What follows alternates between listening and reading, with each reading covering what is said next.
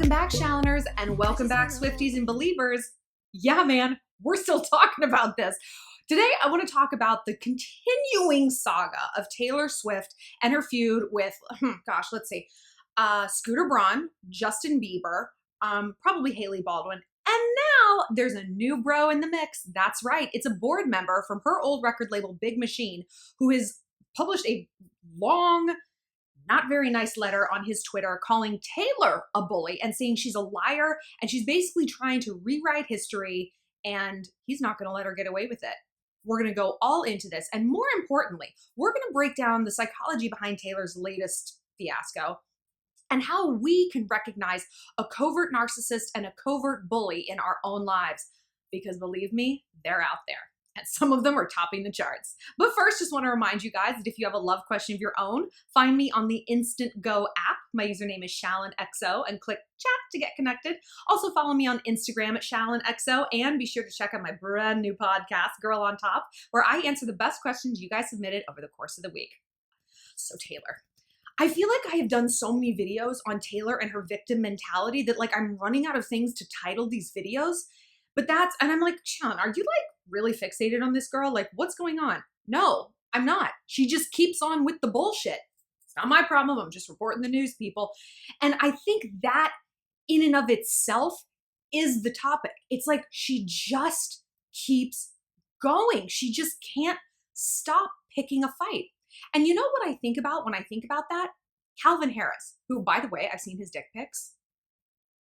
I used to work for a celebrity gossip magazine. I've seen a lot of celebrity dick pics, but Calvin, way to fuck that up, Taylor. But I remember when they broke up, it was amicable, whatever. And then he comes out of left field on Twitter and is like, you're not going to destroy me, babe. Not today. Just because you're off tour and you're bored and you need someone else to destroy like you did Katy Perry. Not today, Satan. And I was like, whoa. I think he went back and deleted them, which I always hate. It's like, bro, it's out there. Just put it out there and stand on it. It's like, I did it. Don't backtrack. I hate backpedaling. Said what you said. And I always thought that was a really interesting glimpse into her personality, that she's always got, my boyfriend calls this dog projects. You wake up in the morning and you hear your dog rustling and you're like, what is he doing? And he's like, oh, are you awake? I've just decided to rearrange the closet. I'm tearing everything up. It's like, they're just they get into some self-destructive little dog project. And I feel like that's Taylor. And it doesn't matter if she's in a relationship, if her career's going well, if it's just her baseline need that she has. And it's so sad. It's so sad and weird. It's like, girl, your life is going really well. But with this whole saga with the record label, because if you don't know, basically, Scooter Braun is apparently her secret arch nemesis who she hates with the fire of 1,000 suns. He bought her old record label, Big Machine Records, that she signed with when she was 15, forever ago. And now he owns all of her masters, basically the rights to all of her old music. And she went on this tirade on Tumblr about it. Justin Bieber responded with his own bullshit, gaslighting, non-apology. And then celebs of all persuasions are taking sides, right? And I definitely get where Taylor's coming from. I can't imagine if someone I hated more than anyone owned all the rights to my YouTube videos or to my books and they could do whatever they want with them and republish it. It's gross and violating to think about, for sure. But like I said in the last video, I don't know what we're supposed to do. There was no call to action. It wasn't don't listen to this album, go picket Scott's house or Scooter's house. I think his real name is Scott, right? What kind of grown-ass man chooses the name Scooter? Red flag. So it just felt very kind of TMI in a way that we don't know what to do with this information.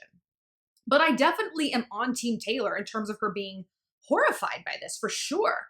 And one of you guys pointed out on my YouTube channel last time, they're like, yeah, but she's the girl who cried wolf, She probably does have a super valid reason for being pissed now, but how many times have we heard some version of I'm the victim from Taylor Swift? I mean, this Katy Perry thing that went on for years. And you know what that centered about? Katy hired Taylor's backup dancers. She didn't seduce her daddy. I mean, That's business. Like, dude, it's business. Like, did you not think that maybe someone's going to go to a job they prefer? Like, that's their right as human beings. They're not slaves. She didn't take slaves off your land, Taylor. Unless maybe that is how you kind of think about everyone else in your orbit. They exist only to serve me. And if I have no need for them, they're gone. They're not even real anymore. Could be. So it's hard to drum up the appropriate amount of sympathy for Taylor because, yeah, we've heard this shit before. And some of you guys were also saying, like, this, she also in her long rant brought up the Kanye West thing, like how he made that video famous and like had like a, the wax version of all those naked celebrities. And Taylor was like horrified by that.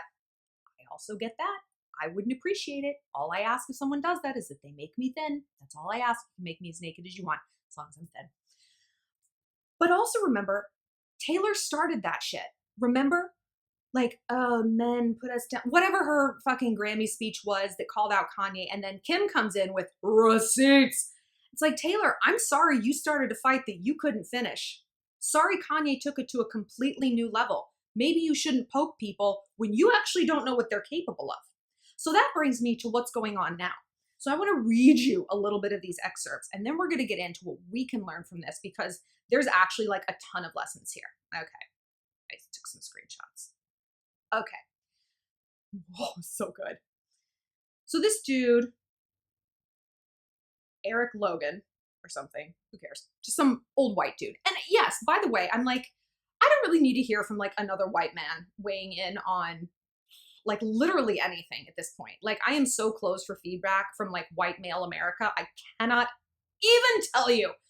But he does have insider knowledge of this. He was a board member on Big Machine Records. And like I said, that's her, that's her old record label that's now getting purchased by Scooter Braun's record label, whatever, that's Ithaca Holdings, whatever. So one thing he says specifically is like, sorry you don't understand how a business deal works. It's very important to understand that Taylor signed this deal when she was 15. And a lot of you guys in the comments, you have very polarized opinions on this. Like it was, you know what? She was a child. How could you possibly understand? She was desperate to be famous of course, she's a 15-year-old. So like, how could you expect her to not make a deal with the devil? The devil's the only one offering. So it's like, okay, what kind of leverage did she have at that time? A lot of you guys came in and counter with like, well, her dad is a finance dude. Like he should have known. You know what? I do have to be Team Taylor on this one. I have made a lot of business deals in my life in like TV, books, podcasts, YouTube, and I've gotten shafted on almost every one of them. And I had lawyers, I had managers, I had agents. And it's like, at the end of the day, you don't have the power. The power is not on this side of the table. Certainly not when you're starting out. Now she could make a hell of a deal. But when you're 15, like, it doesn't matter what your daddy knows. He's going up against City Hall. Like, their deal was like, you sign this or you don't get a deal. And to look back on that, I mean, me in my own life, to look back on that in my instances, and it makes me sick to my stomach, the amount of money that I've lost because I didn't negotiate or I had no recourse to negotiate. So like, I fully give her a pass on signing this, an incredibly draconian deal when she was, had she even gone through puberty? Like she just wanted a record deal. Who can blame her? And there's a reason they go after 15-year-olds. There's a reason they go after people when they're very young. They have no other options. So they're going to sign their life away. Okay, so are you ready for some dragging? So Eric Logan, who is a board member on Big Machine Records, had this to say. Dear Taylor, I won't read the whole thing. I have to admit, watching you react this way to Scooter's deal is fascinating. I also find it to be the most revealing part about you that can now be brought to light. Let's scroll down. I find it very interesting your use of the word bully. Italicized. I love a good sarcastic italicization. As I watch you attempt to rewrite history and parse words, all from your massive platform, I'm reminded that's what a real bully would do. So I question your actual motivation. For someone who draws such power from being the voice and against all the things you talk about, I'm watching you violate what you allegedly stand for. You're the real bully. Your power is fading. Your shine is dull. And this is what bullies do. They lash out, especially when they're called to stand in the truth. You're lying. Stop it. Take responsibility for your own actions. I know the facts. I challenge you to prove otherwise. He goes on to call her a liar like quite a bit more. Yikes. On one hand, I'm like, why is this guy getting involved? But then I'm like, why is this guy getting involved? He's got no skin in this game. You know, he's a board member. His shares aren't going anywhere. Like, he's an adult man who ostensibly doesn't want to wade into this drama, but he's a businessman. He used to run the Oprah Winfrey Network. Like, he's a business person. So I'm like, he must be mad. And he must know the real truth to the point that he's like, I cannot sit by and watch this happen. And again, we've heard that before about Taylor, haven't we? We've heard it from Kim Kardashian. We've heard it from Calvin Harris. And I'm sure there's like a lot of other feuds that I'm like micro feuds that I'm forgetting about. Feel free to remind me in the comments. I would love. Forever petty. That's me. So I think it's so interesting that like he's angry enough to get involved. So here's what we can learn from our own life, right? For our own life.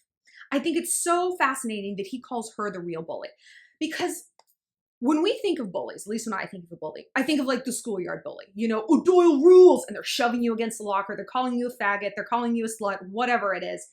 And like, that is like, they're so overt, you know, they're not hiding, they're not being passive aggressive, they're not being subtle, they are just, I mean, they're just plain aggressive. Those are the kind of bullies we're used to looking for, and we got our head on a swivel, you know, and that's who we're used to like fighting with. A covert bully is something different entirely. Now, a covert bully is kind of the name I give to someone who is a covert narcissist. And so narcissism, narcissistic personality disorder, is a personality disorder, like being a sociopath or psychopath. Personality disorder means that it's not a mental illness because it's not something you can medicate. OCD, bipolar, you know, schizophrenia, those are mental illnesses because they can be treated with medication. I find it so fascinating that OCD is like a chemical imbalance. Isn't that interesting?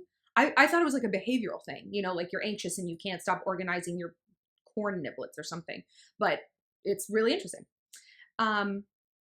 So a personality disorder, you're just fucked. Like there's no cool pills. There's no literal chill pill that you can take and like get over it.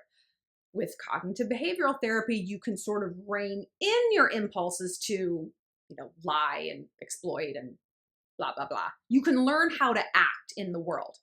I have been very transparent with you guys in the past that I believe I'm on the narcissism spectrum. My old therapist used to call me a narcissist with a lowercase n, for sure. And I recognize a lot of traits of the covert narcissist in myself. A covert narcissist typically is someone who gets off on being needed, you know, and like this feeling of like being a know-it-all. There, you see it a lot in priests, therapists, teachers, people who are like, they're sort of like this quiet martyr, like, oh, come to me, children. I know everything, but nobody appreciates me. But is that what Taylor Swift is? Let's read a little bit. Let's read. So one thing I found on Psychology Today, my favorite site, and I read a lot of studies that come out on there, a lot of dissertations from doctors and stuff. It's where I get a lot of my information that I pass on to you. So here's what they say about a covert narcissist. They feel special and they want admiration, perhaps secretly, but they're lacking empathy and they feel entitled. They're still self-centered and expect special treatment like a regular narcissist. They often feel that their specialness is not appreciated, that they're misunderstood, or that people or the world at large hasn't sufficiently recognized their specialness. Some play the role of victim and of a martyr. Who does that sound like? Oh, that's right. Taylor, we talk a lot about her victimhood, and I've done a whole video on how her victim mentality is exactly what creates a bully. Why? How do those two things, how does a hurt person hurt people? You know, we all know that. Like people who are physically abused tend to grow up and abuse their own children. You know, there's a very strong correlation. Not always, but there's a correlation, unfortunately. And Taylor's victimhood, her victim mentality, means that she has mythologized all of her suffering, and it's no longer a shield, it's a sword. It is the thing she is going to use to justify any amount of shitty behavior, any amount of abuse to other people, because she feels small, so she wants other people to feel small too. There's a Japanese proverb, I think, some people try to feel taller by cutting off other people's heads. That's the paraphrase version. I did a bad job. But it's true. Like, that's very interesting. It's a principle called leveling. When you feel low, you either puff yourself up to get to the level or you cut other people down. Taylor kind of does both, but she's more of a cutter than a puffer, I think. Like G-Eazy's a puffer. It's like he's like macho and whatever. Taylor, she's going to cut other people down if she feels a little bit threatened. So how does this create bully? Like I said, someone who has this mentality is going to use it to do whatever they want for as long as they want. Here's something else. While all narcissists react poorly to criticism, an introverted narcissist, a covert narcissist, may have the thinnest skin of all because they believe they're uniquely sensitive. I mean, this is Taylor. And you know what? This is a lot of us too. I get questions from you guys. I take your private questions. And the most frustrating, my friends ask me, like, what are the worst questions you get? I'm like, the worst questions I get are from people who want to be suffering, who think that no one else has experienced this. No one else knows what I'm going through. I'm dealing with someone like that right now. And it's like, everyone's got a sad song to sing, girl. No one gives a shit about yours. And I mean that with love. You need to move through the world knowing that people aren't going to get out of your way because you've been through things, okay? You got to find your own path. This is real advice. I can always just like mollycoddle people, but like, that's not what I do here. I'm trying to help people, not just like, well, I don't know if you think that's what works. I'm not Matthew Hussey. So instead of the aggressive and exploitative nature of an extroverted narcissist, a large bully, the classic bully, coverts have feelings of neglect or belittlement, hypersensitivity, anxiety, and delusions of persecution. Ding, ding, ding. I think we got a winner. It's also important to understand that not all narcissists are bullies. They're not. They can just kind of be assholes. But I do believe Taylor has a big old bully streak in her. And you might be thinking like, but she does so much good stuff. She like pays for a girl's college tuition, goes and visit kids in the hospital, right? Which you know about, right? Oh, that's not an accident. It's not an accident that stuff gets leaked to the press. That's a hallmark of an introverted, a covert narcissist. Like, they do these things, they'll swoop in to help without being asked. They'll save the day. That's all part of this ego need that they have. So I made my notes and put them over here. All right. So here are some other hallmarks of a covert narcissist and a covert bully. I'm sorry, I didn't even bother to do my hair today, and it's just like this hedgehog on my head. I really wanted to get this video out. This is how much I love you. I'm going to be on the internet looking ugly. So as we said, the victimhood. There's a feeling of being underappreciated and also under-feared. Like, they want to be appreciated, but they also want people to know that they are powerful and huge and looming and to like do what they say. They're under-obeyed, right? And that kind of sounds a lot like Taylor. There's a lack of responsibility in their actions. You never hear, hey, I did this wrong. It's, I forgive you, Katy Perry. I'm moving on from this narrative, Kim and Kanye. There is never, ever an, okay, you're right. I was a dick. I started this. I shouldn't have started it. I don't know why I do. Never. You don't hear that. There's also a lack of separation with the, like, and I'll tie this into real life stuff, but like I said about the Katy Perry feud, like, that was business. And Taylor made it personal. So personal, she didn't speak to this person and slandered her around Hollywood literally for years because of business. Craziness. So how does this work in our real life? You'll have like a coworker who does this. Oh, I'm sorry, like, Kim, I can't finish your project for you. Oh, is that right, Hannah? And suddenly you got an office enemy. You'll see it in your friend group. It's like, I can't come to your birthday party. Really? And they take it as a personal insult because they're looking for a fight. This is something that I bring up a lot, like increasingly. What do we need to know about our opponents? What are they after? Peace or victory? I feel like a broken record at this point, but I'm going to drill this home until we all get it, like down to our very DNA level. Taylor does not want peace. When two people who are going head to head actually want peace, solutions present themselves almost immediately.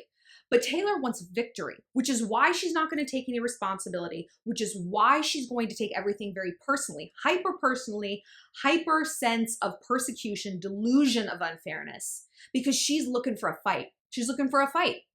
And because she wants a fight to win. People who are looking for a fight never want peace. Never. So look around in your friend group. It's like, why does Kelsey always have a fucking problem with someone? Because she wants that fight. She likes the drama. Who knows why? Like Calvin Harris said, just because you're bored and off tour doesn't mean I'm going to do this. Didn't Taylor's tour just finish? I don't know. Maybe it didn't. But if we look back, like historically, if someone wants to do a chart on this, we might see some correlations. Also, something I find interesting is there's going to be a lack of private one-on-one communication. What this dude, Eric, said in his letter was that Scooter Braun tried to call Taylor and have a mature conversation with her, but she refused. So, okay, on one hand, if she really did feel like this dude was like bullying her and he was like just this hateful bag of shit, I wouldn't take his call either. It would be stressful. I would know it would just be filled with like lies and platitudes and condescension, like Justin Bieber's non-apology was. So I don't necessarily blame her for that. But like the Katy Perry thing, the Kanye West thing, it's like you declared war on someone in an award speech, in an interview, in a tweet. Like you didn't go, I don't get the sense she went to them first and was like, I have a problem with you. How do we interpret this in our real life?